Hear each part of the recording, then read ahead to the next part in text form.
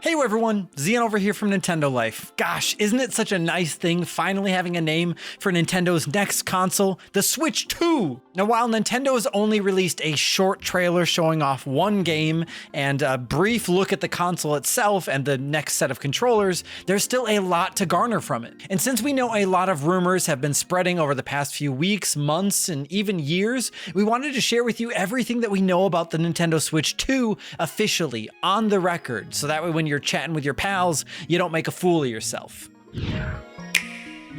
So we now know the Switch successor is not going to be called the Super Switch. It's not the new Switch. It's not even called the Switch Boy. It's called the Switch 2, and it will release sometime in the year 2025. And just like the original Switch, it will still be a handheld hybrid console. It will play in handheld mode and will play on a TV when connected through a dock. The console itself will be bigger than the original Switch and the Switch OLED. Now there will be a border around the screen, kind of like the original Switch, not as bad, but not as close to the Switch OLED either. Thankfully though, the screen itself will be bigger, but unfortunately we're still not sure what the resolution will be, what the quality of the screen will be, or even if it's still a touch screen. It's safe to assume that it will be, but at the moment Nintendo hasn't given us any evidence of that. Just like the original Switch, the console itself sports a power button, a up and down volume button, a headphone jack, an automatic brightness sensor, and a USB-C port on the bottom of the console. But this time you also have a USB-C port on the top.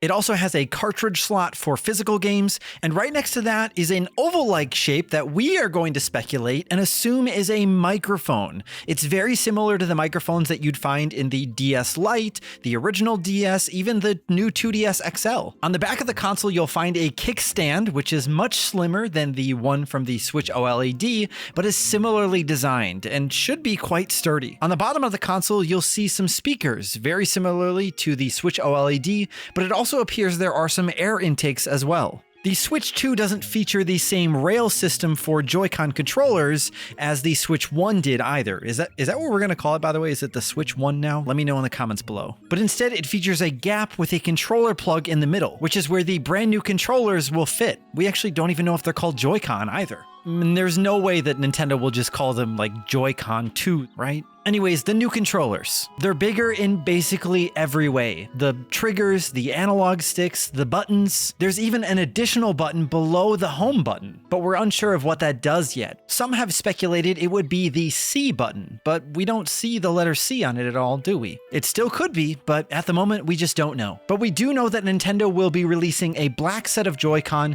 with blue accents on the left and orange on the right. Now, Nintendo hasn't come out and used the word magnets yet in any of their marketing or any of their details, but the way they attach to the system itself appears to be magnetically. Instead of sliding into the console from the top, they pop into the sides. And then when you want to release them from the console, there's a button on each controller that allows you to push them outwards and away. Now, the side of each controller actually sports some new features as well. The SL and SR buttons are both a bit bigger. You have a button that can turn on the controller and also sync it to a system, much like the regular Joy-Con. There's also something on the bottom side that kind of looks like a button. But more importantly than all of this, in the center of the controller, you can see the new connector port, and right above that is what we believe is an optical sensor, much like you'd find in a computer mouse. So if you're at your computer, pick up your mouse and take a look at it and compare it to this image here, and they're nearly identical. Couple that with the fact that Nintendo shows off these new controllers sliding around on their side inside of a new sort of Joy-Con-like strap,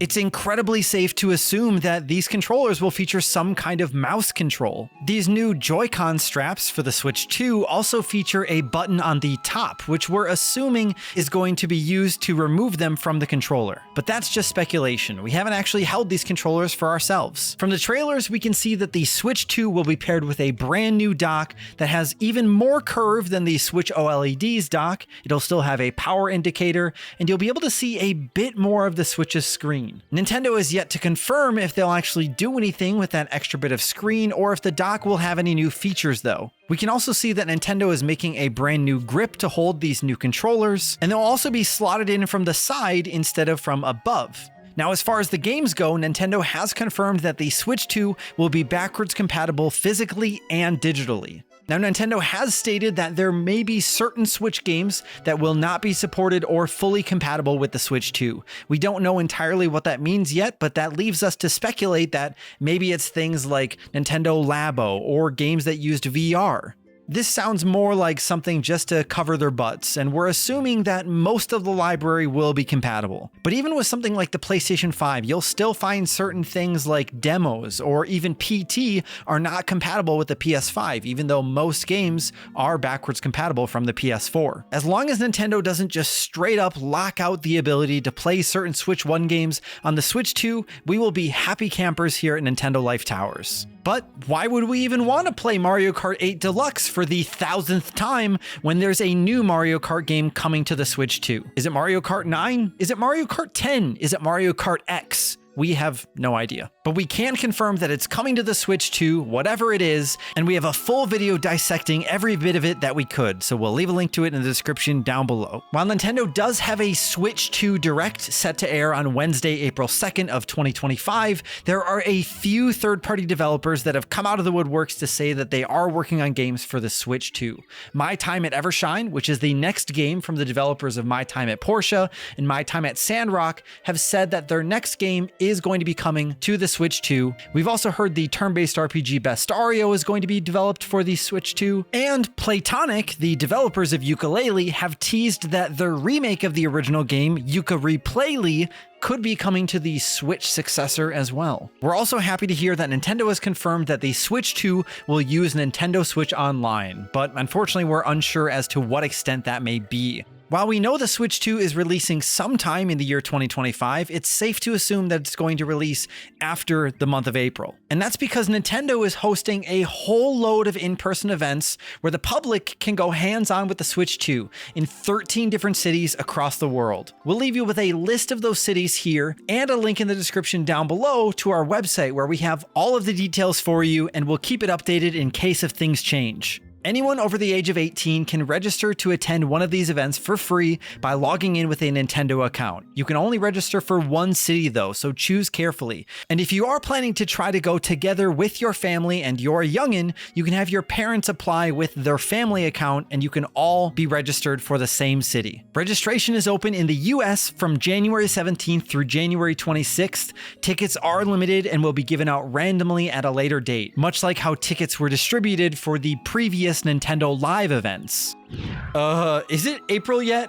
Because I don't know about you, but I'm dying to see what new games are going to be coming to the Nintendo Switch 2. It's great that we have a Nintendo Direct on the calendar so far in advance. It feels like we rarely ever know about something like this. I wonder if we're going to get a look at the next Zelda or Animal Crossing or some new franchise that we never would have even thought of. I want to know how these mouse features are going to work and what's under the hood of the Nintendo Switch 2 and these new controllers. How are the games going to take advantage of the new features? And what other new features are there? Let us know in the comments down below what you're most excited for, and make sure to check and see if you're subscribed to Nintendo Life. And if you're not, then why don't you turn that subscribe button on its side and give it a good old click with the L button, and then ring that notification bell to be notified whenever we put up new videos like this. We have a whole host of coverage already on our channel, and there's going to be much more coming down the road. Thank you all so much for watching. I'm Zian from Nintendo Life. Stay safe out there, and we will see you all next time. Hey, Switch 2. It was here all along.